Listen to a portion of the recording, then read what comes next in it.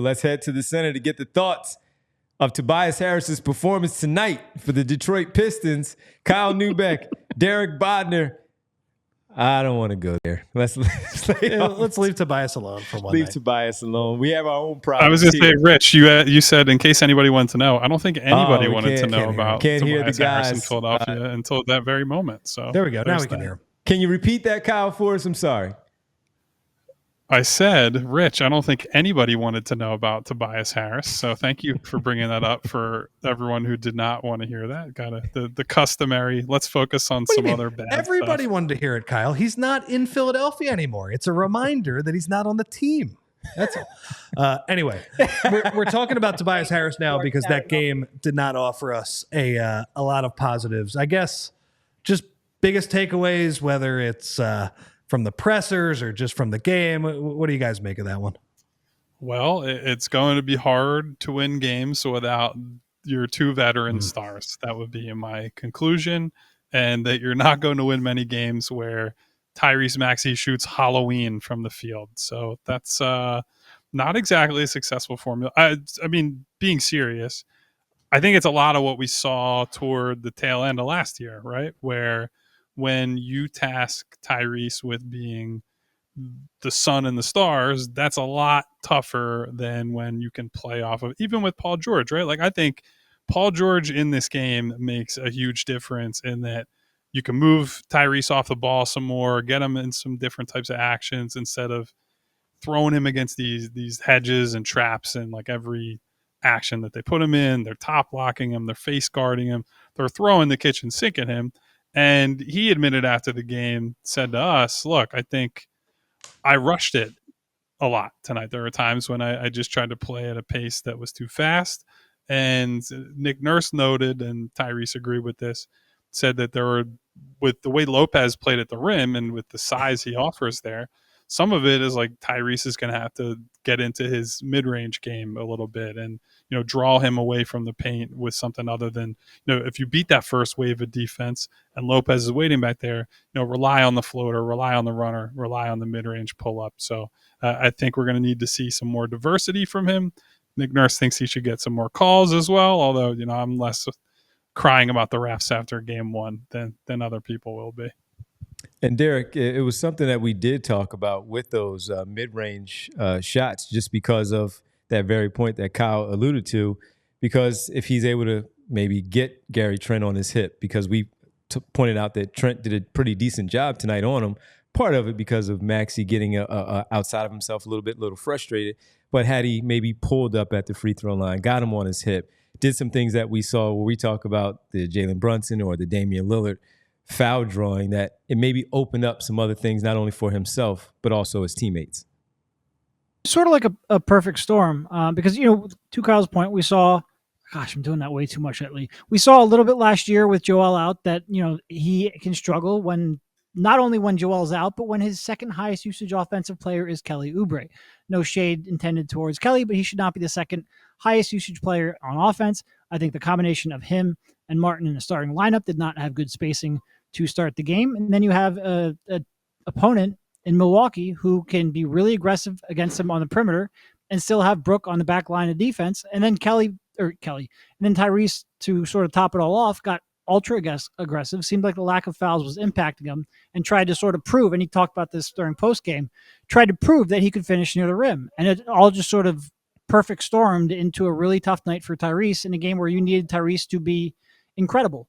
It is game one of 82. It's not a huge deal. Hopefully there aren't too many games when both Joel Embiid and Paul George miss, because then it can start to look a little bit like last year. We watched that show for, 43 games without Joel Embiid. Hopefully you have more help.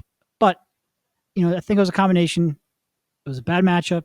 He didn't have any help around him, and he missed some shots. And I think he had some good shots that he would like back as well. Did Nurse say anything about the defense? I mean, it seemed pretty straightforward to me that the Bucks, they were sticking Giannis at the elbow. They were running those ball screens basically at half court for Dame, and the Sixers really had no answer for that. And some of that is just that the Bucks, when they're healthy, like, those guys are super skilled. Did he say that they could have done anything better in any area, or was it just like kind of like one of those nights?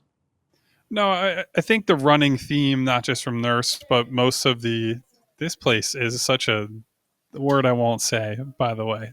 It's chaos. We'll put it that way. Family friendly. I like it. The running theme was they weren't too dissatisfied with the way they played on defense. And certainly there's some stuff that they need to clean up. But given that they have all these new additions and they're playing Yabu at the 5 and this and that, it's like there's only so much you can do. I would say if I'm scouting it, I do think there were a few too many Kelly Oubre head in the clouds moments. And when he's one of your big minute guys, that certainly doesn't help. I am curious over time what's going to happen with if you have to play Lowry more, which we already saw Nick Nurse was like spam some more Lowry next to Maxey and spam Lowry probably more than you want to play him. What are the consequences when you play a big team like this, right? Because I think this was a game where I really felt it's like, okay, Yabu having to play the 5 and then the downstream impact of there when you're having to deal with Giannis and Brook Lopez and Bobby Portis to a lesser extent on the offensive glass and just like in and around the paint. It just has so many it's a domino effect elsewhere, right? You end up in scramble mode a lot. You're not in a set defense all the time. To me, and I know this has been like my bit for the whole offseason, but they just felt much smaller than that team that they played tonight. And I thought that was a pretty big deal. We saw, speaking of Yabusele, some 4, a lot of 5, mostly 5. What were your thoughts on how he handled himself in his first game, regular season game? Yeah, I thought he was okay. I thought he was pretty good. There were certainly moments, I feel like, in the second quarter when they had Drummond out and the Bucks had Giannis and Lopez in. I thought they had a brief struggle on the glass, but for the most part, I thought they controlled the glass better than I would have expected, given the size advantage. He continues to look okay shooting from perimeter. I still will continue to wish he had a bit of a quicker trigger above the break. He seems way more comfortable from the corners, but right now that's okay. No, I think, and he's getting in there. He's diving on the floor. He's playing hard and playing physical. I have really no problems with Yabusele's play. Then again, there were so many people that you were disappointed in tonight that certainly the bar was not all that high. But no, I think he's made a pretty good first impression. Like I said, I like to see a little bit quicker trigger on the release. Certainly a little more willingness to let it fly from above the break. But for the most part, if he is going to do the dirty work and continue to shoot from 3, maybe play a little pick and pop game, I think he has been okay so far. Well, I mean, Kyle Lowry was our player of the game, so really it was kind of it wasn't like not a good sign, and that's no disrespect to Kyle Lowry, but when a wasn't a 38-year-old murderer that we were choosing from. Yeah, exactly. I completely agree with you. So were they at least happy? Like I did think one of the positives is how, and Derek kind of just mentioned it, is that they did rebound the ball pretty well, and it did look like, again, it's one of those games you look at the box score, 18 more shots than the Bucks, with the free throws being almost even now. Of course, like when they're making every shot and you're not running good offense, that doesn't matter quite as much. Do you guys think that that's something that can at least be maybe transferable for the next, I mean, obviously 81 games, but at least early on here as they're trying to get their footing without Joel and Tyrese? Yeah, I would say I think the beginning was and ended up being a little unsustainably good because I thought Giannis was just like, yeah, the season has not started for me yet in the first 5-6 minutes of that game. Now, that being said, I do think some of that is probably you come into this game and historically the Sixers have not been a very good rebounding team. And the scout, even though it's, Drummond is there and there's some changes, is like, well, they probably won't be overzealous and we don't have to necessarily be on like full alert at all times.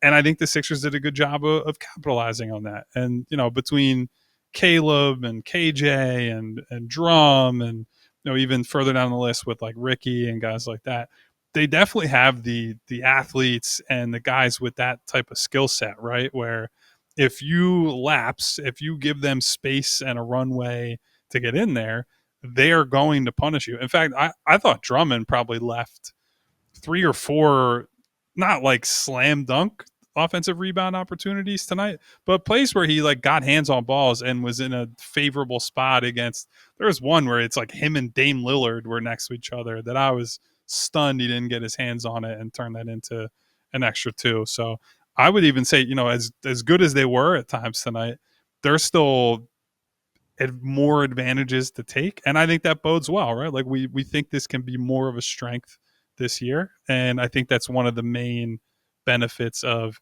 how they've reshaped this roster, where you just do have more athleticism on the wing, and that's going to make a big difference.